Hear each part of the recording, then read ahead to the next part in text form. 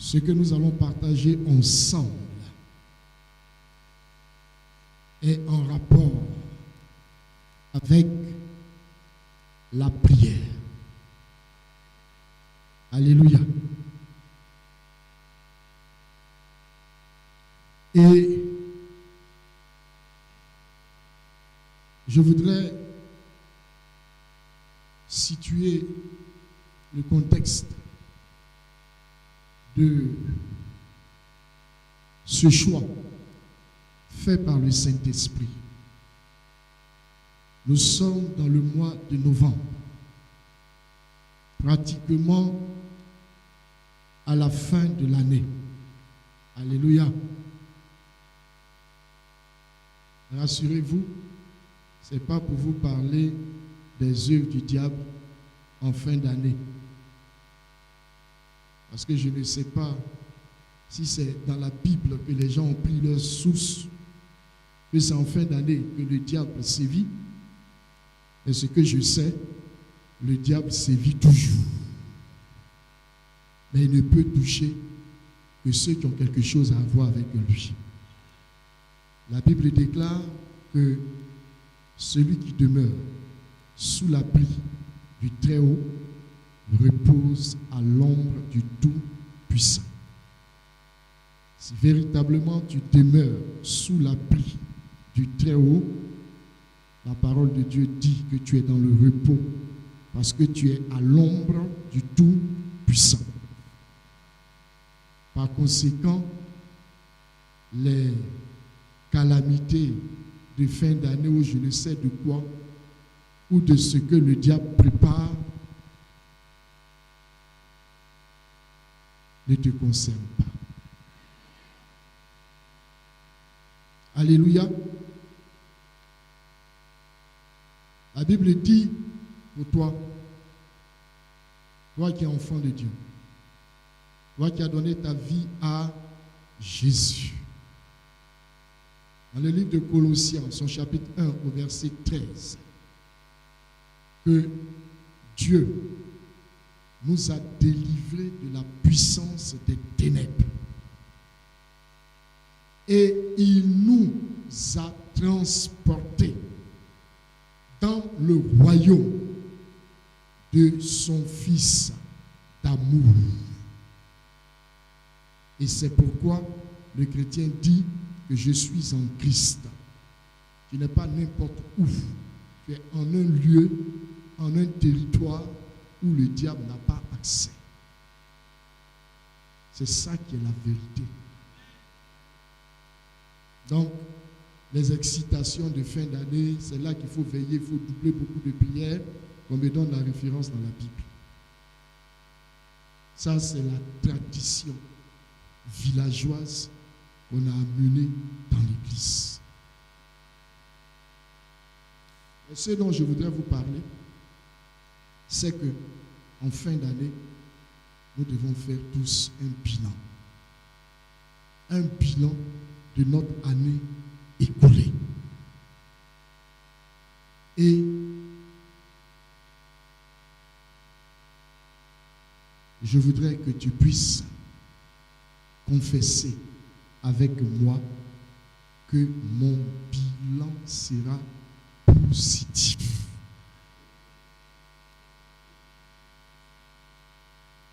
Mon bilan sera positif. Alléluia.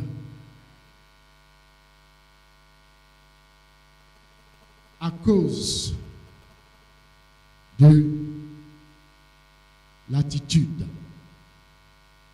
que tu vas avoir maintenant. Alléluia. Nous trouvons notre texte de référence dans le livre de Jean, son chapitre 11, versets 42 à 44. Jean, chapitre 11, les versets 42 à 44. On va se lever pour faire la lecture de la parole de Dieu et ainsi honorer Dieu par sa parole. Je lis la parole de Dieu. Pour moi, je savais que tu m'exauces toujours. Mais j'ai parlé à cause de la foule qui m'entoure, afin qu'ils croient que c'est toi qui m'as envoyé. Ayant dit cela, il cria d'une voix forte, Lazare, sors! Et le mort sortit, les pieds et les mains liés de bandes, le visage enveloppé d'un linge. Jésus leur dit, déliez-le et laissez-le aller. Alléluia. Nous pouvons nous asseoir. Saint-Esprit, merci. Merci de conduire ce moment et de nous édifier par ta parole qui est esprit et vie. Dans le nom de Jésus. Amen.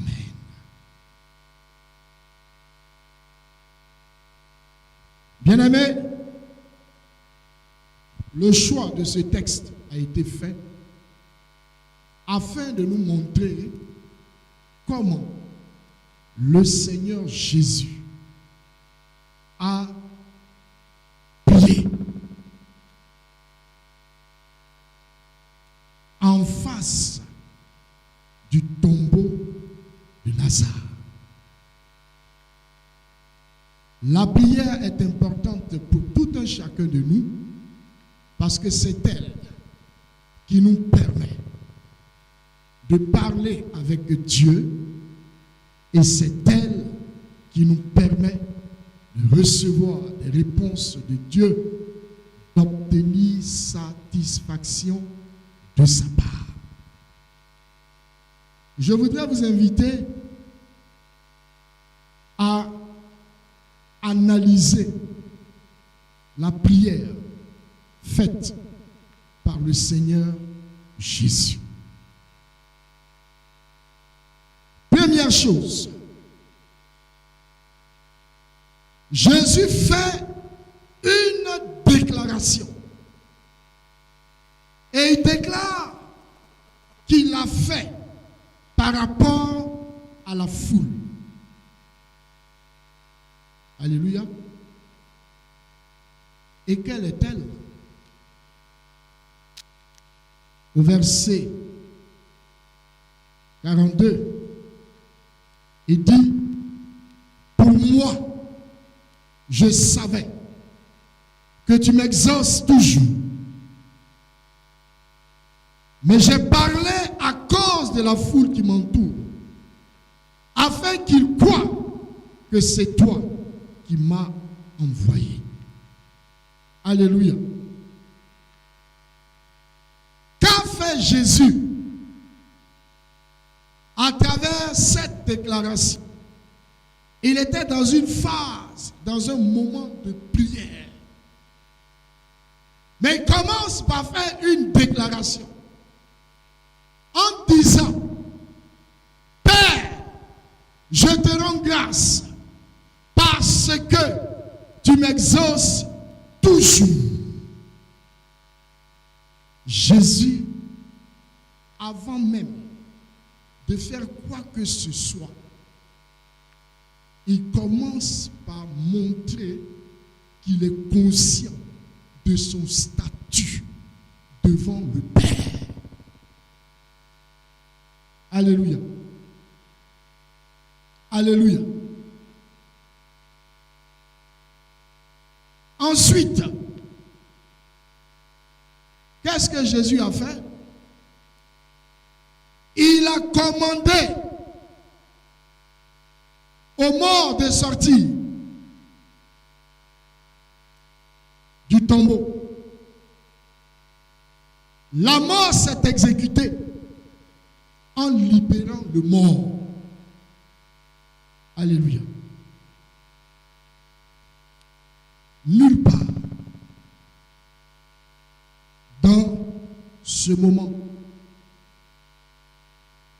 Nous avons vu que Jésus a adressé une requête à son Père. Il ne l'a pas fait. Il n'a rien demandé à Dieu.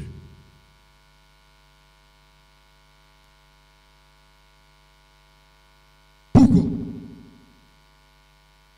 Ce serait inutile. En raison de son statut. Alléluia. Première chose que nous devons retenir en ce qui concerne l'exaucement d'une prière faite à Dieu, l'exaucement dépend du statut que tu as devant Dieu. Alléluia. Jésus savait que le statut qu'il a devant le Père est un statut qui amène le Père à l'exaucer toujours. Alléluia. À l'exaucer toujours. Fort de ce statut, il n'a plus besoin de faire une demande à son Père. Mais qu'est-ce qu'il fait? Il commande. Alléluia. C'est-à-dire qu'il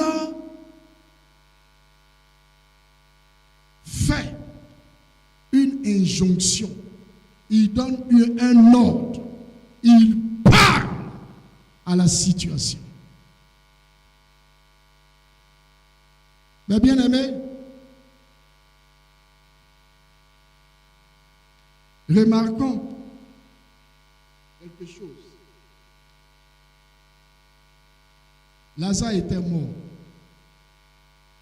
Et selon la tradition juive, il faut l'enrouler d'un drap ou d'un tissu qu'on appelle linceul. Alléluia. Et de la tête aux pieds, les mains liées. Mais bien aimé, Jésus ne s'est pas occupé de Lazare qui est mort. Parce que Jésus savait que Lazare était dans les liens de la mort. Alléluia. Mais l'ordre qu'il a donné, il a donné à celui qui tenait Lazare dans la mort. En disant, Lazare, sort! La Bible dit, le mort sortit. Un mort ne peut pas manifester de volonté. La Bible n'a pas dit Lazare sortit. La Bible dit le mort sortit. Et pour nous montrer que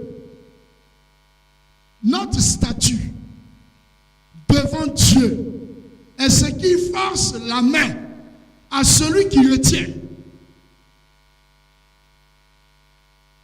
Puisque ce sont les hommes qui ont enroulé Lazare,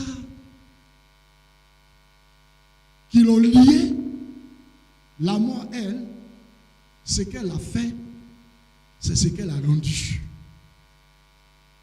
Alléluia. La mort ne pouvait pas enlever les liens. Lazare lui-même ne pouvait pas enlever les liens.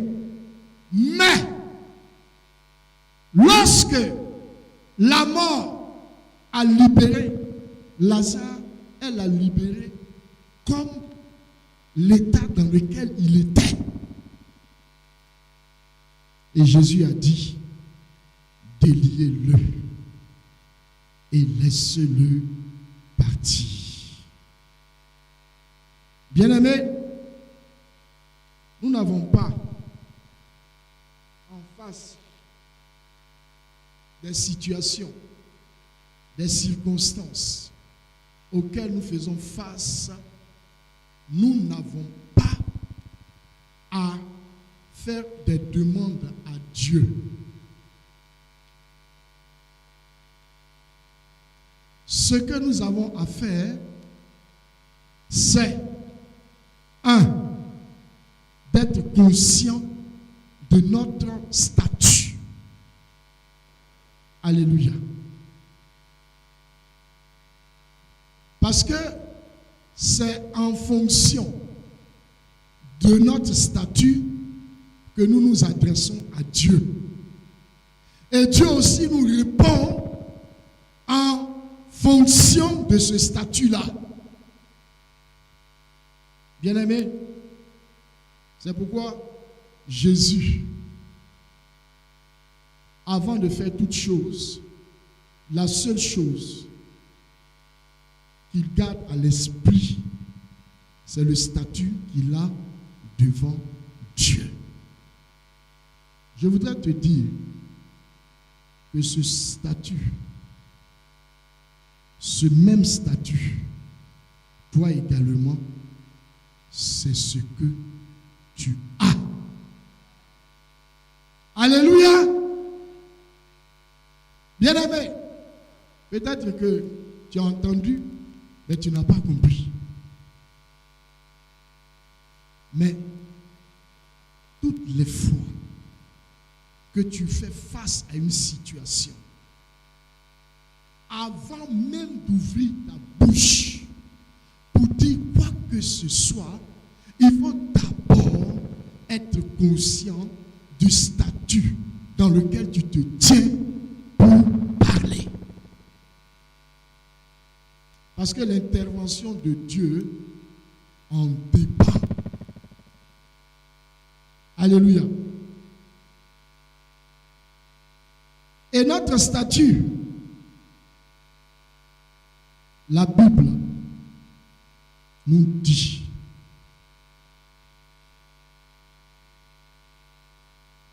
par l'œuvre accomplie à la croix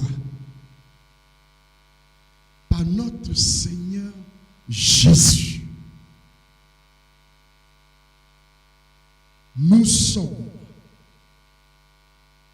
devenus la justice de Dieu. Alléluia. Bien-aimé,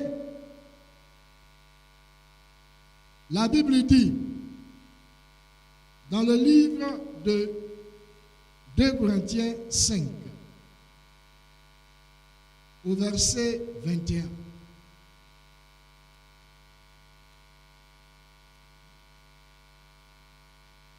Alléluia.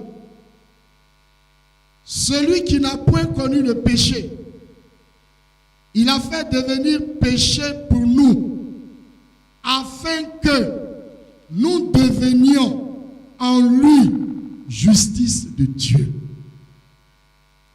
Maintenant, je vais t'expliquer ce que ça veut dire. Nous sommes par Christ devenus justice de Dieu.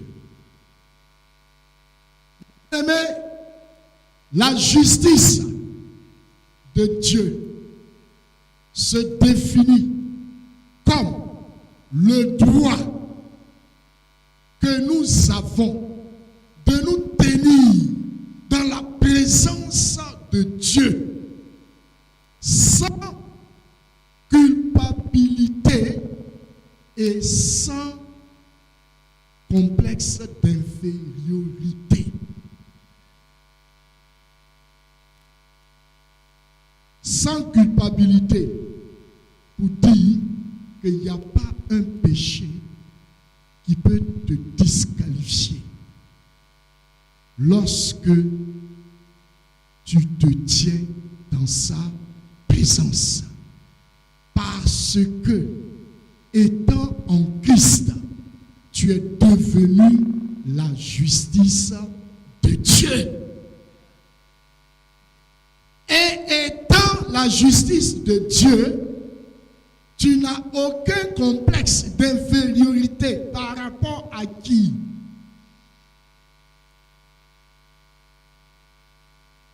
Aucun complexe d'infériorité par rapport à Jésus.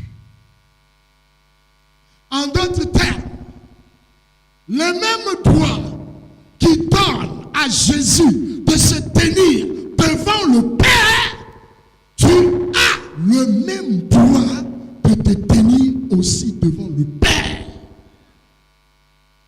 Tu n'as pas compris. Si Jésus, à cause de la foule, peut déclarer, Père, je te rends grâce parce que tu m'exauces toujours. Jésus le dit